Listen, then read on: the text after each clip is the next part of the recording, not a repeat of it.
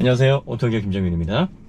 전비, 연비, 추가 질문이 많이 있으셔서 관련된 의혹 확실하게 그리고 또 명확하게 정리를 해드리겠습니다. 환경부 고속 테스트 시 77.7km 평균 속도가 그 정도 나오니까 최근에 자동차 속도들이 빨라졌다. 100km 이상, 110, 120 이런 식으로 항속하는 구간에서의 전비를 표시하는 게 그게 의무 아니겠느냐, 이걸 지적하는 거다, 이렇게 말씀을 하시는 분들이 계십니다. 이거 표시를 해야 된다. 누차 말씀드렸지만은 이제 환경부에서 제시하는 국토부나 환경부, 그 다음에 산업자원부, 이런 데서 표시하는 전비는 평균입니다. 대한민국 평균. 누구나가 운전했을 때 평균적으로 어떤 환경에서든 시내든 시외든 복합적으로 요 정도 전비, 연비를 기대할 수 있다. 그렇게 대충 요 정도를 감을 잡고 고르면 된다. 그래서 표시를 하게 하는 겁니다. 제조사가 환경부의 기준을 받아서 측정을 해서 제출을 하고 승인을 받습니다. 사전 승인제예요.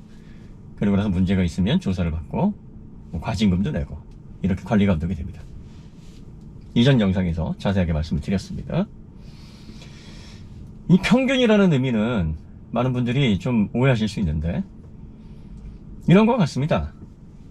대한민국 1인당 국민소득 작년 2021년도가 대략적으로 35,000달러 정도 됐습니다. 35,000달러가 약간 넘었어요. 나는 1년에 5만 불을 넘게 버는데, 나는 10만 불 버는데, 이거 평균 고쳐야 돼. 이 얘기와 비슷한 겁니다. 어떤 분은 나는 2만 불밖에 안 되는데 저거 말도 안 돼. 무슨 의미인지 아시겠죠? 학생들 반평균, 어떤 학생들은 성적이 훨씬 반평균에 상회하고요, 어떤 학생은 한참 못 미칩니다. 평균을 냈더니 이 정도 나오더라. 나의 경우와 이렇게 대입을 하면 평균은 안 맞을 수 있습니다. 그럼 평균이 잘못된 게 아니죠. 어떤 분들은 그래요. 상품하고 그게 어떻게 같아? 물론 그렇죠.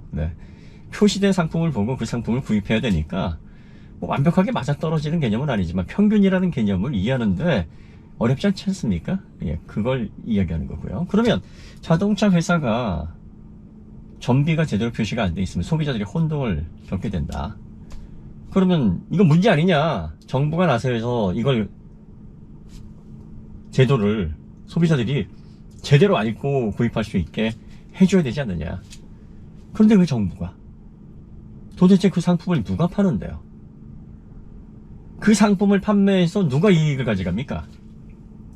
자동차 회사들이죠. 누가 해야 됩니까?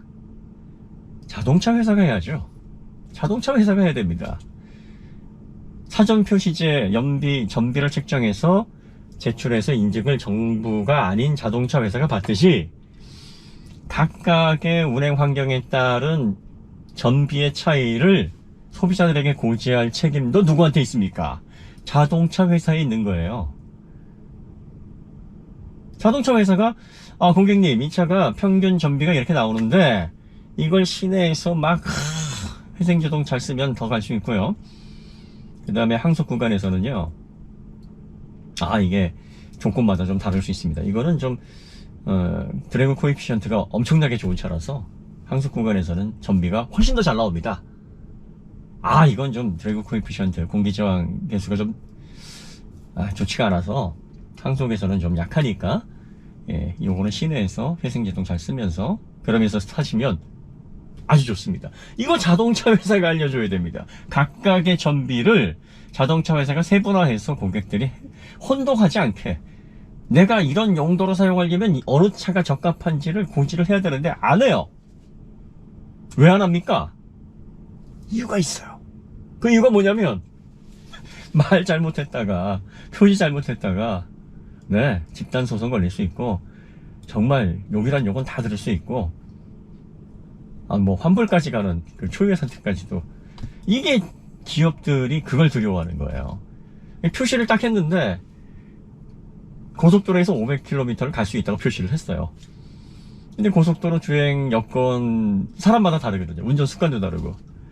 500 넘기는 사람은 그래 잘 가네 하는데, 문제는 뭐 400, 380 뭐 이렇게 가는 사람들이 야 이거 사기다, 내가 500 믿고서 이거 샀는데 말이 되냐, 이러면 제조사들은 난리 나는 겁니다.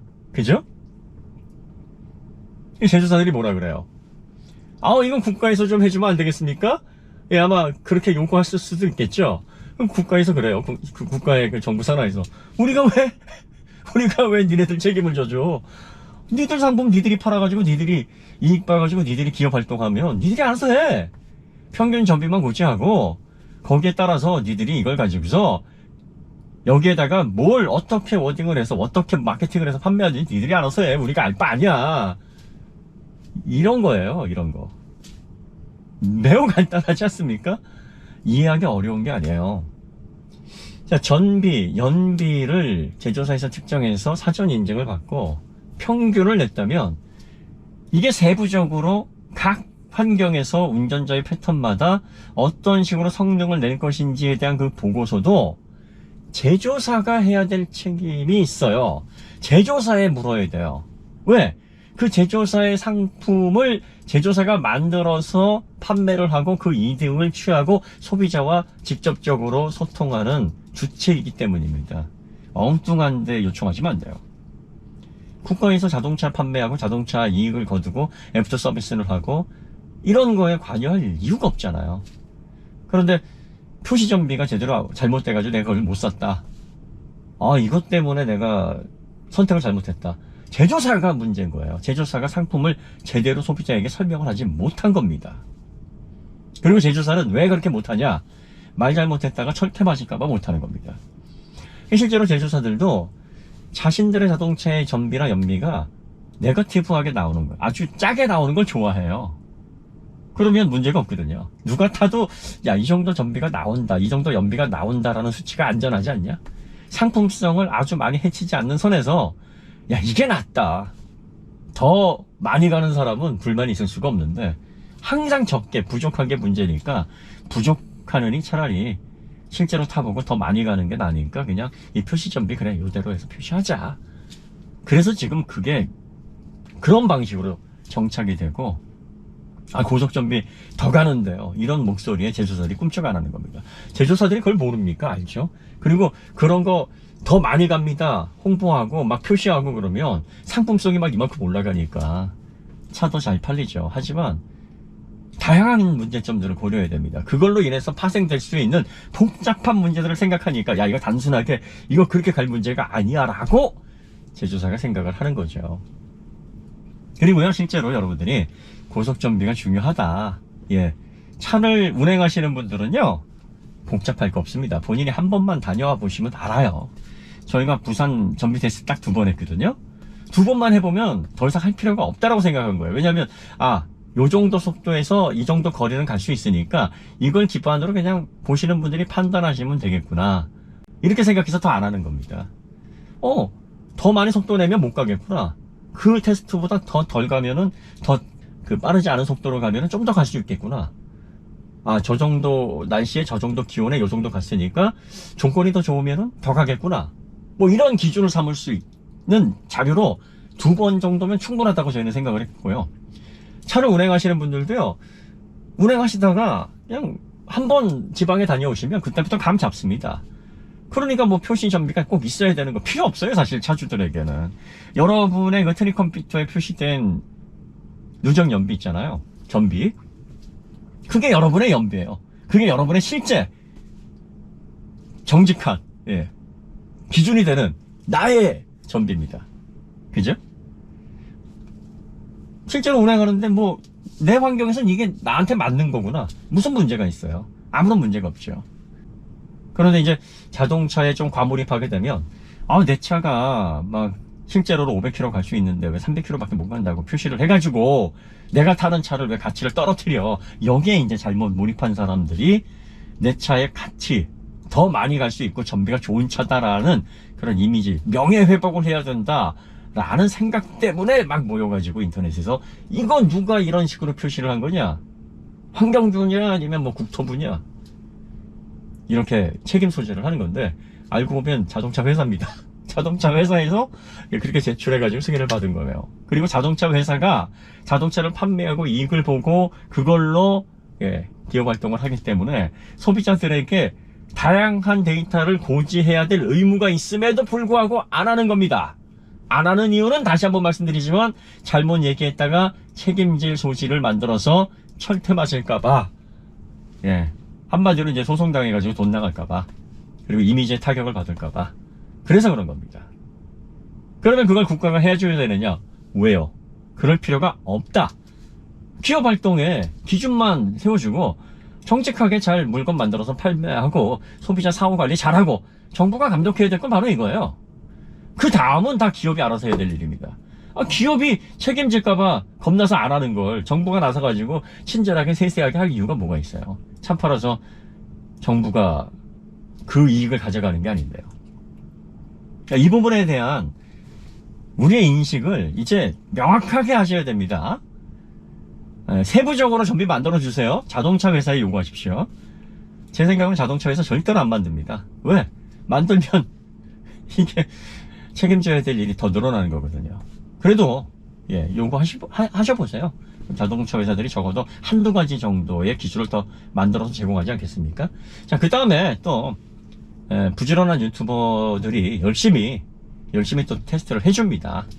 뭐 고속 전비, 이제 또 시내 전비만 전문적으로 해주시는 분이 또 등장하실지도 모르죠. 이렇게 다양한 미디어 채널 이런 활동들을 통해서 정보를 취합해서 그 정보를 통해서 내 차는 이러이러한 환경에 이만큼 갈 수도 있겠구나라는 예제들을 취합하세요. 그러시면은 대충 지금 공개되어 있는 정보만으로도 충분히 알아낼 수 있습니다. 그러니까 너무 표시 전비, 내 전비와 너무 동떨어져 있다, 여기에 분노하시지 마시고 본인이 해보시면 내 라이프 스타일, 내 자동차의 운행 조건, 그리고 내 환경에서는 어느 정도 이 차가 전비가 나오는지에 대한 기준은 너무나 쉽게 명확하게 알 수 있으니까 그런 부분에 집중하시면 되겠습니다. 네, 이제 뭐 전비, 연비, 그 다음에 환경부, 뭐 제조사, 관계, 뭐 이런 것들 다 정리되셨죠?